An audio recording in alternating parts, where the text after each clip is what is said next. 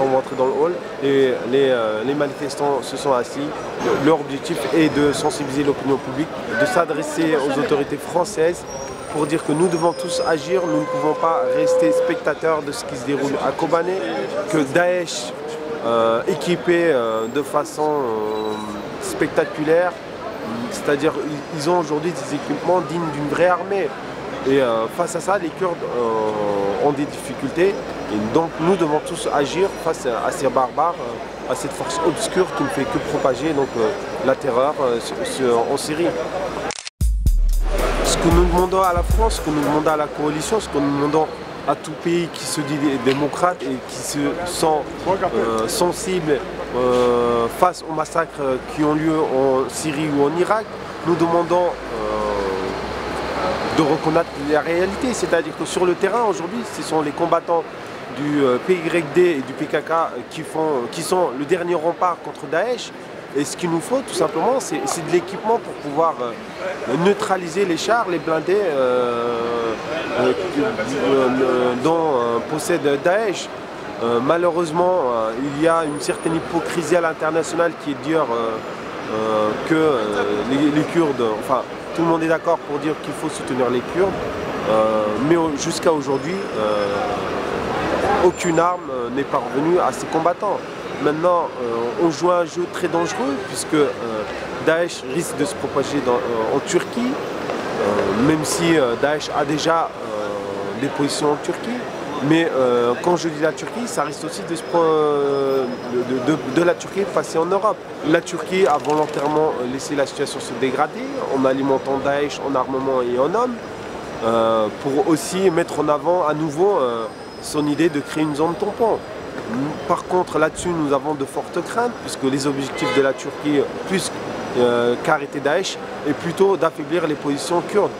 Nous constatons aussi à travers son comportement, à travers le comportement du gouvernement turc face aux manifestants, aux milliers de manifestants qui sont descendus dans les rues, dans toutes les villes kurdes de Turquie et dans certaines villes turques, puisqu'on a des réponses à tir à balles réelles de la police turque. On déplore plus de 10 morts ces derniers jours dans les rangs des manifestants et nous avons des sources qui nous disent que l'ordre a été donné de tirer sur les manifestants quand l'occasion se présentait. Donc je pense que ça décrit très bien l'objectif de la Turquie. Face à ça, nous les Kurdes en tout cas, nous ne resterons pas silencieux. Nous combattrons, nous résisterons contre Daesh, mais nous dénoncerons aussi les appuis de Daesh à l'extérieur dont la Turquie en fait partie. Bien sûr, nous sommes en colère. Tout le monde était d'accord pour réagir quand les Kurdes yézidis se sont fait attaquer en Irak et quand les chrétiens aussi ont été touchés.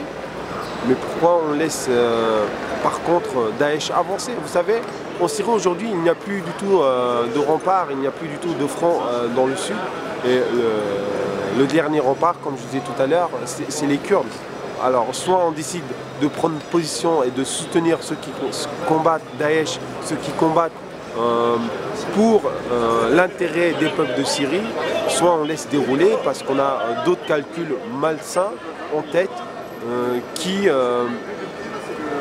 par contre, je pense, pèseront lourd sur la conscience de ces personnes-là, puisque comment peut-on rester sans réagir face à ces barbares qui n'hésitent pas à égorger les gens, qui n'hésitent pas à récupérer les jeunes filles pour en faire des esclaves sexuels.